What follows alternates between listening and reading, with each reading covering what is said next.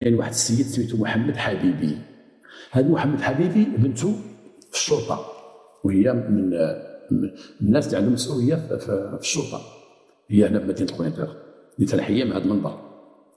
الاب ديالها كان رجل متدين، وكان رجل محسن معروف بالاحسان ديالو للمساكين الفقراء. هذا الرجل ما اشتقه تعرف غير دارو وبيت الله، من الجامع من دارو، من دارو للجامع، وخدا 60 حزب كامله رتلها ترتيلا. 60 حزب قراها بطريقته، واحد الطريقه ديالو طريقه زوينه وحنينه سمعتها انا.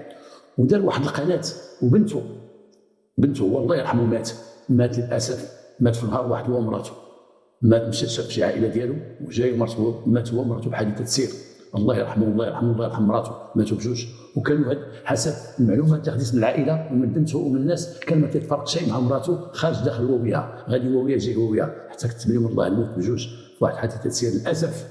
وهذاك اللي دار الحادثه راه معتقل وملقى عليه القبض، لانه واحد البروش خرج عليهم واحد الخرجه فادحه.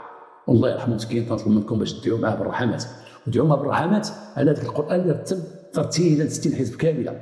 وبنته لما هو مات، بنت ديالو دارت واحد القناه، ودارت هذه القناه واش فيها حتى حاجه ما فيها غير الوالد ديالها ترتل القران، واحد الطريقه زوينه سمعت ليها انايا، ترتل القران وسماتها قناه حبيبي محمد. هذه البنت تقول انا من هذا اليوتيوب راه ما باغيه لا ندخل فلوس ولا ناخذ فلوس ولا نقرب فلوس، ما عندي ما ندير بهذا الشيء، ولكن هي بغات دير القناه الناس الانسان فتحها وبغات تنتظر القران، غير القران بواحد الترتيب ديال السيد محمد حبيبي الله يرحمه.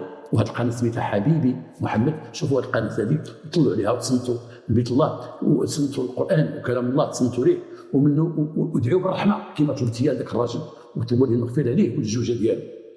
والله يسمى لي مؤمنين.